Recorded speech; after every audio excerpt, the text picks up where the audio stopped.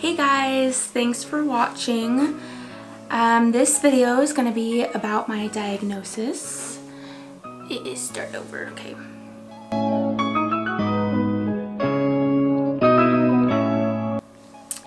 Hey guys, welcome to my channel. This video is going to be about my diagnosis and everything that I went through right before I was diagnosed and then a few months after. Sorry I didn't post yesterday. This week has honestly been really crazy for me. The past few months I've been doing really well with medication that I've been on, and I'm getting back in the groove of like working and stuff like that. But this past week lupus has like really been kicking my butt, and it has been really difficult for me. So just like a short recap of this last week, I've been having a really hard time breathing. This has been going on since I've been diagnosed, so over a year now. And I mean, I'm just super frustrated with it, as you could imagine. Ended up going to the walk-in clinic, getting talked to. A huge thing about having lupus is, or any disease that you have to advocate for yourself so much. It's ridiculous. Honestly, you shouldn't have to advocate for yourself as much as you need, as much as you do. But I had a little taste of that when I was diagnosed, and then this past week, I ended up going to the walk-in clinic, and the doctor pretty much brushed it off like, you're fine. He ordered some x-rays and some labs. They both came back normal. And I'm just like, well, I have not had any relief with my breathing for a year now. Like, I cannot take a deep breath without it hurting. I can't sneeze. I can't yawn. Anything that requires like a deep breath like gives me like a stabbing pain in my chest and in my back. So I ended up going to my primary care. She actually has ordered a CT for me, some testing for your lungs, and she also like talked more about with some things that I've also been dealing with, which has been a lot of depression and anxiety. So we're actually starting me on a new medication for that, which I've never taken anxiety medication before, but I'm just kind of at a point in my life where I'm willing to try anything to help myself, and it honestly helps my family and friends as well when I'm happy. So anyways, getting into my diagnosis. Most of you guys know, I went to Thailand a year ago in May.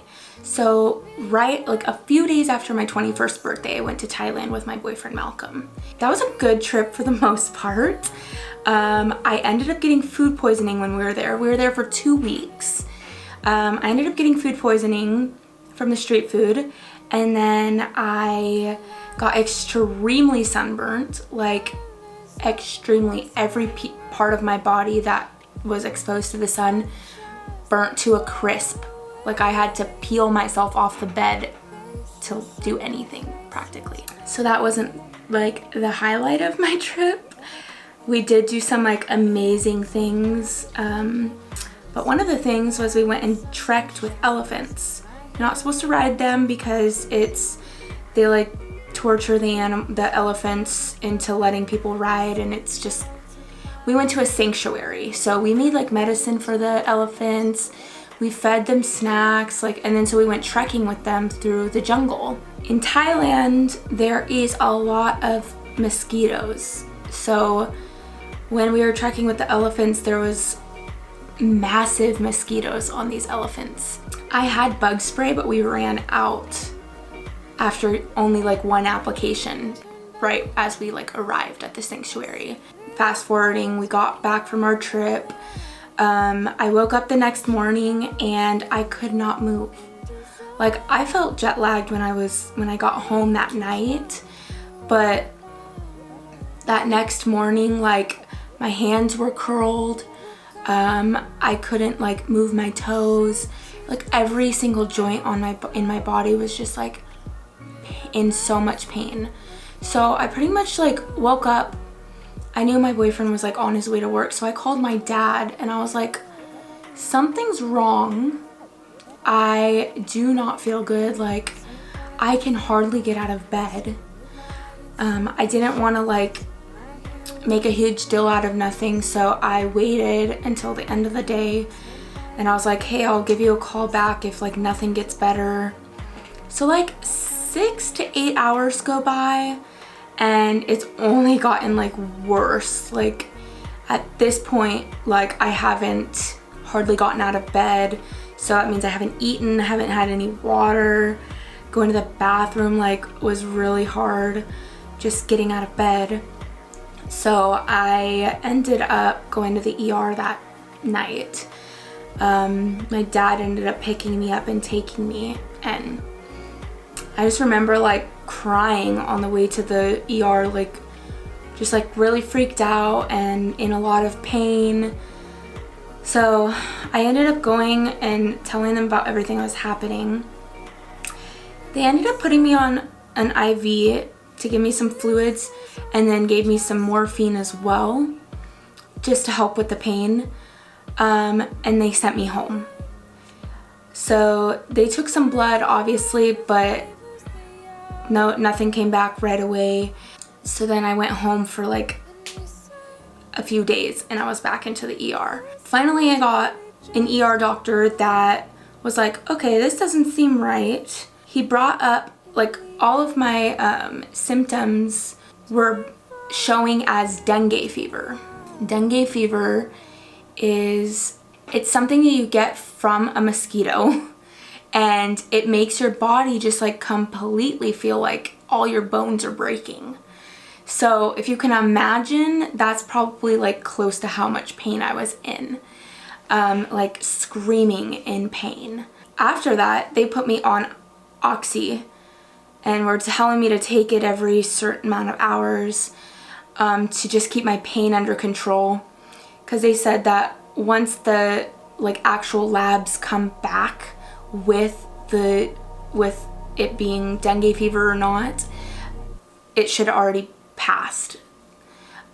So it stays active, or it shows symptoms for like 2 weeks or something like that.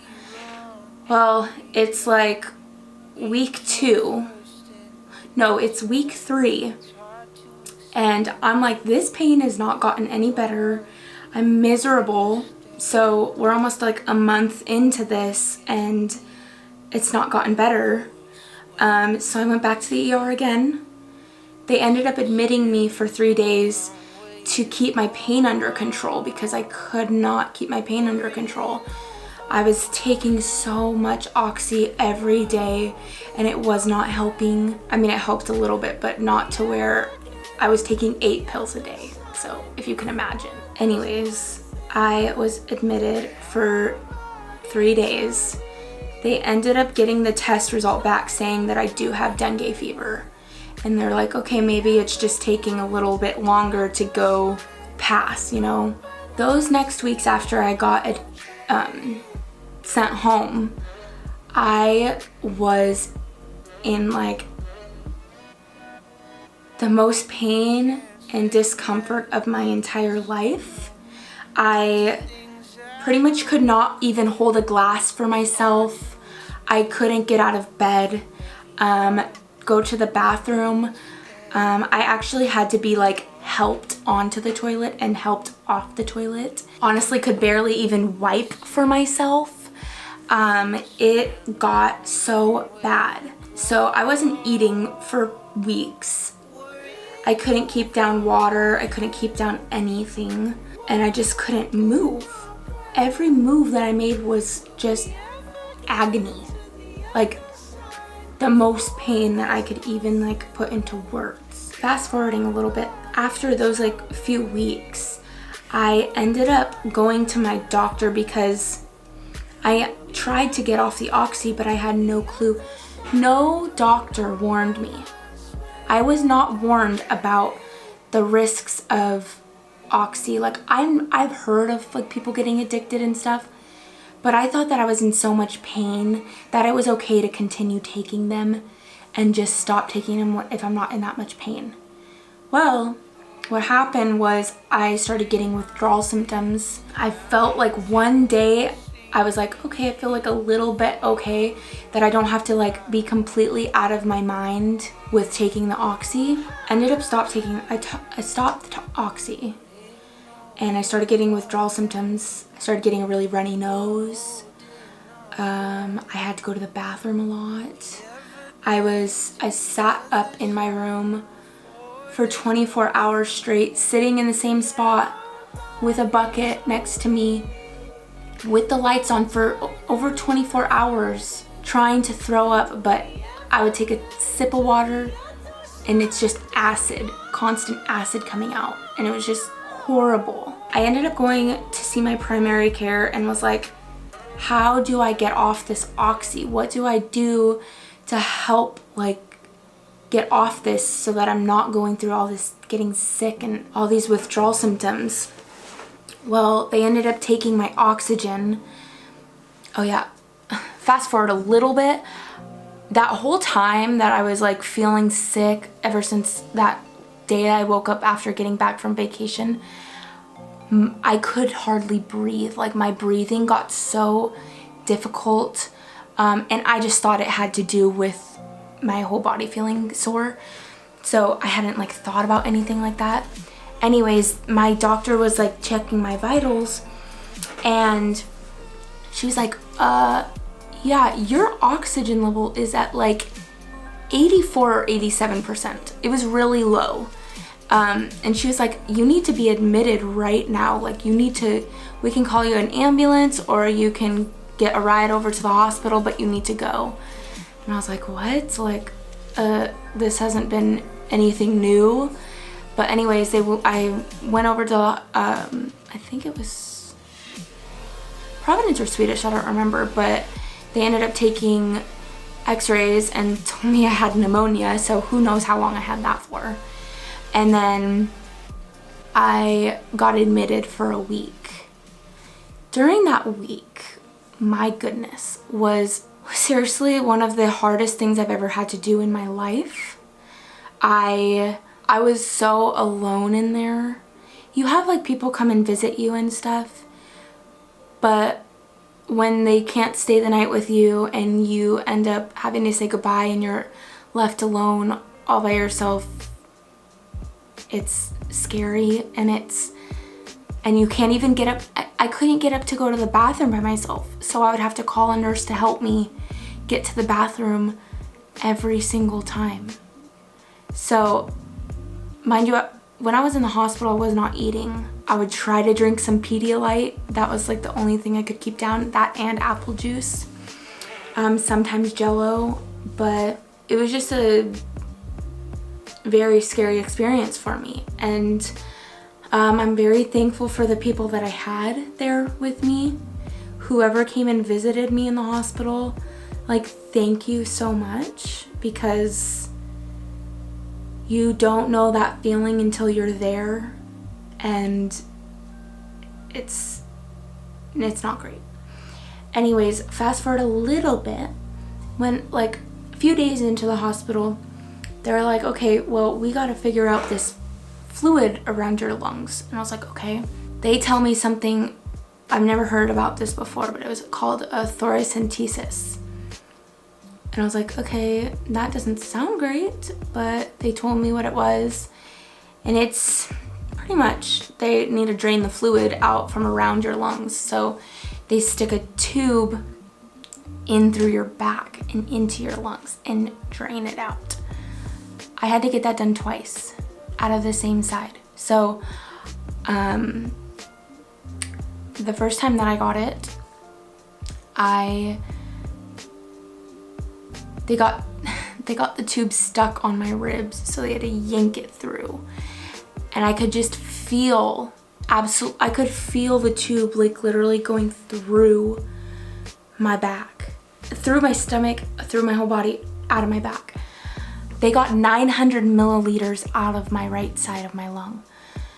That's a lot, like a lot. I mean, you could imagine, like, it's like, feels like you're drowning practically. 2 days later, they go and check to see how my lungs are doing, and it's still bad. So they do it again, and they get 700 milliliters out of the right side again. I didn't feel too much relief because my lungs had to try to relearn how to fully expand again, which I'm feeling like they never did because I'm still having these problems. But honestly, that was super scary having to get that done. I actually, like, from the incision point in my back, I couldn't even like let anybody touch it. Like, I had some like PTSD from having anything like that near my back. It was really scary. Anyways, a few days passed after that, and the doctors ended up, they took blood every single morning at 5 a.m. So I think I would fall asleep at like 2 or 3 and then get woken up at 5. Sleeping in a hospital is like really not easy.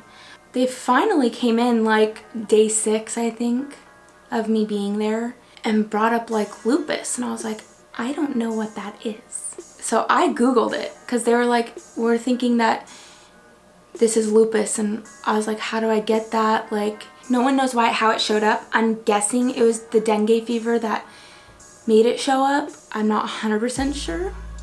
I guess I'll never really know. They pretty much told me, like, they gave me a medication called prednisone. It's a steroid. I felt almost like 98% better after they gave me that, and I was like, wow, like, how do I feel so much better this fast? And they're like, it was a steroid, prednisone, that we use, like a lot of people with lupus use. And I was like, well, I wish we would have tried this sooner, but I felt so much better. And then they, like, in the days that before I was released from the hospital, excuse me, they started to like try to like get me off the oxy, and I was feeling better. Prednisone is not a medication to mess with. Trust me. When I left the hospital, I had lost 20 pounds. So I think I was like 140. That was a sickly weight for me. I looked sick. I looked bony.